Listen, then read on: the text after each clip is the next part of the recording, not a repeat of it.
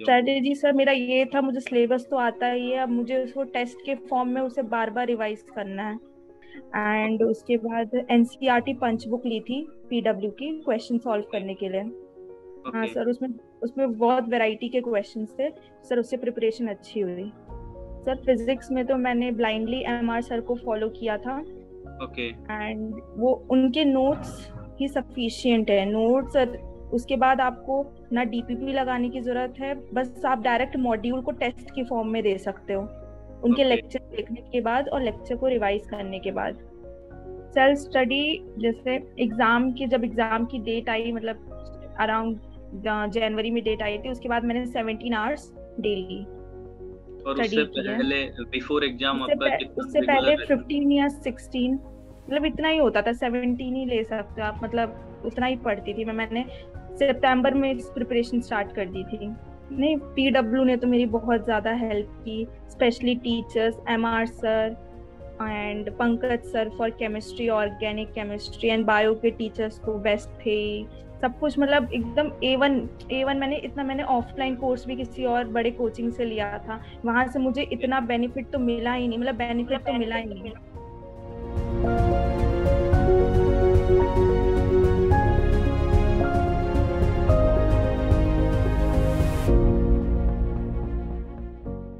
Hello सृष्टि, तो सबसे पहले बताइए अपने क्या मार्क्स आ रहे हैं आपके, रिजल्ट क्या रहा आपका? Sir 668 marks.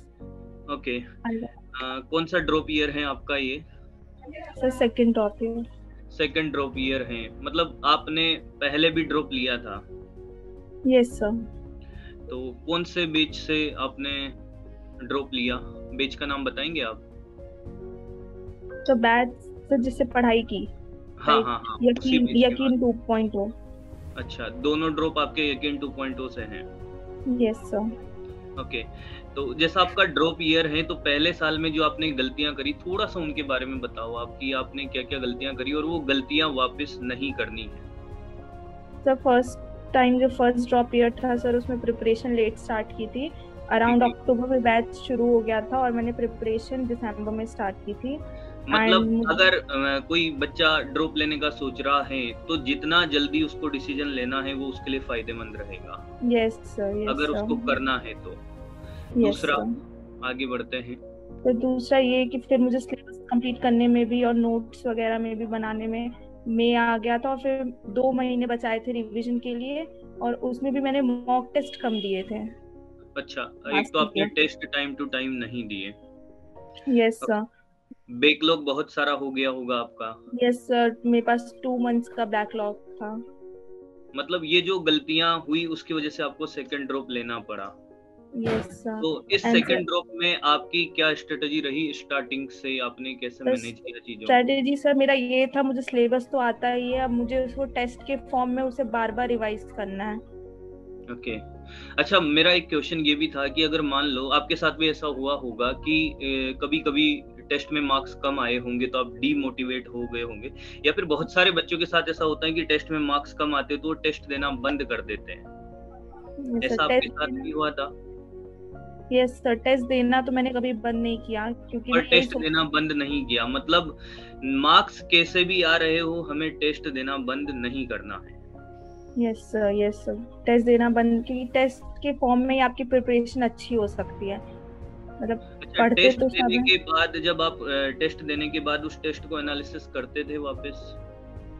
यस बहुत सर, सारे उसको बच्चे पूरा क्या होते हैं एनालाइज कि टेस्ट करती। देते हैं और उसके बाद क्या होता है कि वो सिर्फ मार्क्स देखते हैं, उस टेस्ट का प्रॉपर एनालिसिस नहीं हो पाता है, तो इम्प्रूवमेंट फिर नहीं हो पाता है। आपने प्रॉपर एनालिसिस किया होगा through out yes year. Sir, proper analysis तो बहुत इंपॉर्टेंट पार्ट है उसका, टेस्ट देने का यही मतलब है कि आप उसका एनालिसिस करो। ओके। अच्छा, इसके बाद अपन बात करते हैं कि आप थोड़ा सा अपनी फैमिली के बारे में बताओगे? फादर क्या करते हैं, मदर क्या करती हैं? सर फादर मेरे सिविल कॉन्ट्रैक्टर हैं, okay. And my mother is a housewife. Okay. Yes. तो एक और पॉइंट में ये पूछना है कि यार थ्रू आउट द ईयर आपने जो मटेरियल है उसमें क्या क्या फॉलो किया? कोई रेफरेंस बुक ली आपने या फिर मॉड्यूल किए? थोड़ा सा उसके बारे में बताओ। तो यस सर, मैंने मेन बुक तो एनसीईआरटी को ही फॉलो की ठीक तीनों है। सब्जेक्ट्स में, मतलब फिजिक्स में तो नहीं, बट केमिस्ट्री एंड बायोलॉजी तो पूरी की पूरी एनसीईआरटी फॉलो करनी पड़ती है। एंड उसके बाद एनसीईआरटी पंच बुक ली थी पीडब्ल्यू की, क्वेश्चन सॉल्व ओके। करने के लिए। हाँ ओके। सर, उसमें उसमें बहुत वैरायटी के क्वेश्चंस थे सर, उससे प्रिपरेशन अच्छी हुई। ओके। अच्छा, फिजिक्स में क्या स्ट्रेटजी रही आपकी? थोड़ा सा पर सब्जेक्ट वाइज बात कर लेते हैं अपन। सर फिजिक्स में तो मैंने ब्लाइंडली एमआर सर को फॉलो किया था। ओके। एंड वो उनके नोट्स ही सफिशिएंट है, नोट्स। और उसके बाद आपको ना डीपीपी लगाने की जरूरत है, बस आप डायरेक्ट मॉड्यूल को टेस्ट की फॉर्म में दे सकते हो उनके ओके। लेक्चर देखने के बाद और लेक्चर को रिवाइज करने के बाद। ओके। और केमिस्ट्री के अंदर? केमिस्ट्री में सब, फिजिकल में तो क्वेश्चन सॉल्व किए थे बहुत सारे फिजिकल केमिस्ट्री में, ओके। और ऑर्गेनिक में सर को फॉलो किया था और उसके बाद वही क्वेश्चंस लगाए थे बस, अच्छा। डीपीपी और वगैरह। बायो की बात करें, बायो के लिए क्या रहा आपका? सर बायो के लिए लेक्चर्स फॉलो किए, उसके बाद सर एक एक्स्ट्रा डीपीपी देते थे, वो ओके। थोड़े उसका लेवल थोड़ा ऊपर होता था नीट के ओके। लेवल से। तो सब वो, और फिर एनसीईआरटी, सर एनसीईआरटी तो मेन है, उसको तो करनी थी लाइन बाय लाइन एकदम डीपली। अच्छा, जैसे अपने पास बहुत सारे गैजेट हैं, मोबाइल हैं, लैपटॉप हैं। मैं मोबाइल जो प्योर डिस्ट्रैक्शन बहुत ज़्यादा होता है, ऐसा नहीं है कि मोबाइल से डिस्ट्रैक्शन ही होता है, पर मोस्टली डिस्ट्रैक्शन का एक रीजन मोबाइल है, तो इससे कैसे बचे आप? तो पहले तो आपको अगर आप प्रिपरेशन कर रहे हो तो सोशल मीडिया पे तो होना ही नहीं चाहिए। ओके। हाँ, तो मैं किसी सोशल मीडिया अकाउंट मैंने सब डीएक्टिवेट कर दिया था उस ओके। टाइम पे। और जैसे टाइम फिक्स करती थी, जैसे 3 घंटे के स्लॉट के बाद आपको 5 मिनट या फिर 4 या 3 मिनट मोबाइल देखना है बस, मतलब कि उसमें कोई इंपॉर्टेंट मैसेज ना आया हो ओके। बस, इसलिए। और मतलब दिन में 1-2 सॉन्ग्स, या फिर अगर आपको अपना माइंड फ्रेश करना है तो आप कोई वीडियो देख सकते हो। वो वीडियो भी जैसे मोटिवेशन देती है, उस टाइप की वीडियो देखती थी मैं तो ओके। बस। और हाँ, आपका सेल्फ स्टडी हार कितना होता था? सेल्फ स्टडी जैसे जब एग्जाम की डेट आई, मतलब अराउंड जनवरी में डेट आई थी, उसके बाद मैंने 17 आवर्स डेली और उससे स्टडी की है। पहले बिफोर एग्जाम आपका कितना उससे पहले रेगुलर रहता? 15 या 16, मतलब इतना ही होता था, 17 ही ले सकते हो आप, मतलब उतना ही पढ़ती थी मैंने सितंबर में प्रिपरेशन स्टार्ट कर दी थी, सितंबर में। मतलब स्टडी यार पर्सन टू पर्सन वेरी करता है। सिंपल सी बात ये है कि आपका जो डेली का वर्क है, आपको वो डेली करना है। यस। वो चाहे 15 आवर में कंप्लीट हो या फिर 10 आवर में कंप्लीट हो, that is yes important. Sir. तो इस पूरी जर्नी में जो आपने एक्सपीरियंस किया, आपके आसपास रिलेटिव वगैरह हो गए, क्योंकि एक 2 साल की जो जर्नी होती है, इसमें जब मान लो कि आपके कोई रिलेटिव मिलते हो, वो भी आप लोग आपसे बार-बार पूछते होंगे कि आपने पिछले साल भी प्रिपरेशन करी थी, तो थोड़ा डीमोटिवेट ऐसा हुआ बीच में? कभी कोई मिला, उसने यस, पूछ लिया? डिमोटिवेट होते थे, जैसे एक तो लोगों को इन्फॉर्मेशन नहीं होती कंप्लीटली मेडिकल फील्ड की, लाइक ओके। मेरी फैमिली में तो नहीं है इनको कोई भी इंफॉर्मेशन। तो देवर लाइक कि प्राइवेट से तो एकदम बहुत ज्यादा पैसे लगते हैं, करोड़ करोड़ लग जाएंगे एमबीबीएस करने में। देवर लाइक, मतलब वो डिमोटिवेट ही करता है, रिलेटिव होते किस लिए, डिमोटिवेट करने के लिए ही होते हैं बस।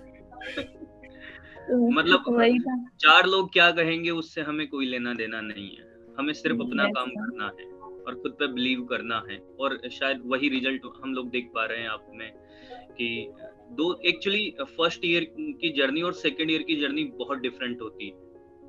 सेकंड यस ईयर सर, की जर्नी में सेकंड। आपको अपने जो एनवायरनमेंट होता है वो भी आपको रजिस्ट करता है इन चीज़ों से, तो उसको भी झेलना यस, होता है। तो बहुत ज्यादा डिप्रेशन फील करती थी मैं समटाइम्स, अगर जैसे एक दिन 670 मार्क्स आए मॉक में और अगले दिन 610 आ गए, तो मतलब लगता था कि कैसे हो पाएगा ये सभी। 2 साल पढ़ने के बाद, 4 साल पढ़ने के बाद, 11 से प्रिपरेशन कर रही हूँ मैं, 4 साल पढ़ने के बाद आपके आपके 80-90 नंबर कैसे कट जा रहे हैं, वही सेम सब्जेक्ट, सेम टॉपिक और सेम क्वेश्चंस में। मतलब वो तो रोज फील होता था। जैसे मॉक तो मैं डेली देती थी, 2 महीने मॉक मैंने डेली दिए हैं। तो उसके ओके। बाद रोज नंबर बहुत वेरी करता था, जैसे टेस्ट का जो होता था, क्वेश्चंस भी रोज वेरी करते थे। जैसे किसी दिन टेस्ट बहुत ज्यादा थियोरेटिकल है, किसी दिन न्यूमेरिकल बेस्ड है, तो इस ओके। वजह से। अच्छा, एक और जो बात है कि ओवर थिंकिंग होती थी, आप ओवर थिंकिंग करते थे या नहीं करते थे? कभी कभी मान लो यस। कि आपके बहुत बढ़िया मार्क्स आ गए तो आपको लगता था कि अब तो एम्स पक्का है, और कभी कभी मार्क्स मान लो डाउन आ गए तो सीधा प्राइवेट कॉलेज में चले गए। ऐसा हुआ हुआ आपके साथ इस जर्नी के अंदर? ओवर थिंकिंग तो मेरी 24 आवर्स चालू होती थी। मेरे को सपने में भी मैं नीट का एग्जाम ही लिख रही होती थी।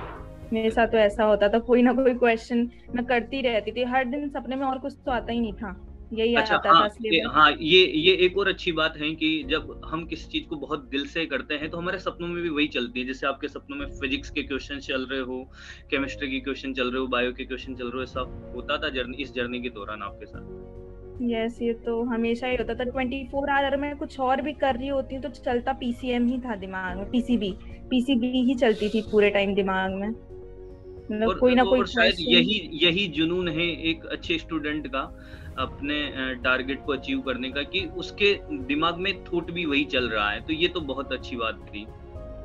पर कभी ओवर थिंकिंग होती थी आपको कि यार होगा या नहीं होगा, नहीं हुआ तो मेरा क्या होगा, ऐसा कुछ हुआ? हाँ, नहीं होता तो मेरे पास तो कोई और ऑप्शन ही नहीं था। 2 साल के बाद अब मैं क्या करूंगी, फिर वहां से उठना। मैं सोचती थी नहीं होगा तो वहां से उठ पाना मेरे लिए बहुत मुश्किल होगा, मुझे उसी में बहुत ज्यादा टाइम लग जाएगा। अगर गलती से ऐसा हो गया, एग्जाम वाले दिन भी कुछ हो गया, तो मतलब कैसे उसको मैं झेल पाऊंगी अपनी पूरी लाइफ टाइम। मुझे यही था कि मेरे को पूरी लाइफ टाइम रिग्रेट होगा अगर मैंने उसको उस दिन नहीं किया तो। मतलब इस जर्नी को मैं एक मिनट वेस्ट करती थी तो मुझे इसको भरना पड़ेगा इन फ्यूचर। मैं ये सोचती थी कि कहीं मतलब गलती से मुझे इसको रिग्रेट ना करना पड़े कि मैंने उस दिन पढ़ाई कर ली होती। मतलब ये वाली चीज रहती थी। मतलब आज जो स्टूडेंट अपना टाइम खराब कर देते हैं, घंटों घंटों वो कहीं पे चेट करने में निकाल देते हैं, मतलब हर सेकंड उसके लिए कीमती है अगर उसको इसी साल सेलेक्ट होना है तो। ये सही, हर एक सेकंड, क्योंकि हम नहीं पढ़ेंगे तो कोई और पढ़ लेगा। जो हमारी बिल्कुल। रैंक आने वाली है तो कोई कोई और ले जाएगा, उसमें तो कोई हो नहीं जो अच्छा होगा। हमारे सर बोलते थे struggle for existence, survival of the fittest. बस यही था दिमाग में, वही सरवाइव कर पाएगा जो फिट होगा, जो इसके डॉक्टर बनने के काबिल होगा, वही मार्क्स लाएगा, वही रैंक लाएगा, बस यही था। मतलब ये जो जर्नी होती है, इस जर्नी में सिंपल सा रूल है कि खुद पे भरोसा करना है और खुद पे। बस चलते जाना है, लगे रहना है। मार्क्स कम आ रहे हैं, ज्यादा आ रहे हैं, उससे ज्यादा ओवर थिंकिंग नहीं करना है, बस हमें लगे रहना है और अपनी गलतियों पे काम करते रहना है। और शायद ये आपने किया और आपको सक्सेस मिली। और कुछ यस। कहना चाहोगे आप? नहीं, पीडब्ल्यू ने तो मेरी बहुत ज्यादा हेल्प की, specially teachers, MR sir and Pankaj sir for chemistry, organic chemistry and bio के टीचर्स तो बेस्ट थे। सब कुछ मतलब एकदम ए वन। मैंने ऑफलाइन कोर्स भी किसी और बड़े कोचिंग से लिया था, वहां से मुझे इतना बेनिफिट तो मिला ही नहीं, मतलब बेनिफिट तो मिला ही नहीं। अच्छा, एंड आप मतलब पूरा जो मैं क्रेडिट जो है वो पूरा का पूरा क्रेडिट ऑनलाइन को है, सारा पीडब्ल्यू? ऑनलाइन ये इस ईयर को पीडब्ल्यू को पूरा क्रेडिट इन्हीं को जाता है। ये नहीं होते तो पता नहीं क्या होता। मतलब इतने मार्क्स ड्रीम था मेरे लिए, फिर भी बट पीडब्ल्यू की वजह से ही पॉसिबल हो पाया।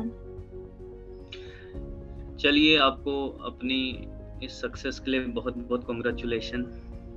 Thank you sir. Thank you बेटा। Bye bye. Bye sir.